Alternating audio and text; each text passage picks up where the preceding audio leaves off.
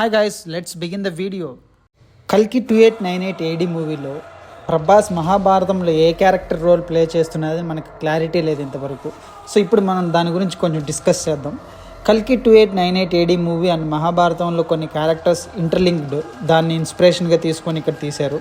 So మనందరికీ తెలిసినట్టే Amitabh Bachchan character అశ్వత్థామగా play చేస్తున్నాడు, కమల్ హాసన్ కల్కి రోల్ ప్లే చేస్తున్నాడు, అండ్ దీపికా పడుకొని సుమతి క్యారెక్టర్ ఆమె కడుపులో ఉన్నది కల్కి. మరి ప్రభాస్ ఎవరు? ప్రభాస్ జస్ట్ నార్మల్ హీరో అయితే కాదు కదా. సో ఇంతమంది మహాభారతంలో రెఫరెన్స్ తీసుకొని రోల్స్ చేస్తుంటే ప్రభాస్ జస్ట్ ఒక క్యాజువల్ హీరోగా అయితే ఉండదు. సో ప్రభాస్ క్యారెక్టర్ పక్కా మహాభారతంలో ఏదో క్యారెక్టర్ రెఫరెన్స్ అయి ఉంటుంది. సో నా గెస్ కరెక్ట్ అయితే ప్రభాస్ ప్లే చేసేది అర్జున క్యారెక్టర్. అది ఎలా అంటే ఇప్పుడు మనం డిస్కస్ చేద్దాం. మనందరికీ తెలిసినట్టే మహాభారతంలో కృష్ణ అండ్ అర్జున అనుబంధం విడదీయలేనిది. సో కురుక్షేత్ర యుద్ధం ముగిసేసరికి కృష్ణుడు అశ్వత్థామని శపిస్తాడు, నువ్వు జీవితాంతం బ్రతికే ఉంటావు, వన్స్ కలియుగంలో కల్కికి సేవ చేసి నువ్వు విముక్తి పొందుతావు అని చెప్పేసి. అలా అశ్వత్థామని శపించి చూసి బాధపడ్డ అర్జునుడు కృష్ణుడిని అడుగుతాడు, కృష్ణ నాకు మళ్ళీ జన్మించే అవకాశం ఇవ్వు అంటూ.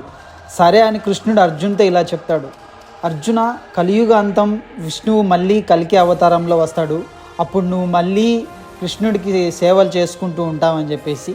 సో అలా అర్జున అవతారమే మా ప్రభాస్ క్యారెక్టర్. సో అటు సైడ్ ధర్మం గురించి తెలుసు, ఇటు సైడ్ అడ్వాన్స్ టెక్నాలజీ తెలుసు. సో ఈ రెండు మిక్స్ చేసిన క్యారెక్టరే మన భైరవ క్యారెక్టర్ ఇన్ కల్కి 2898 ఏడి మూవీలో.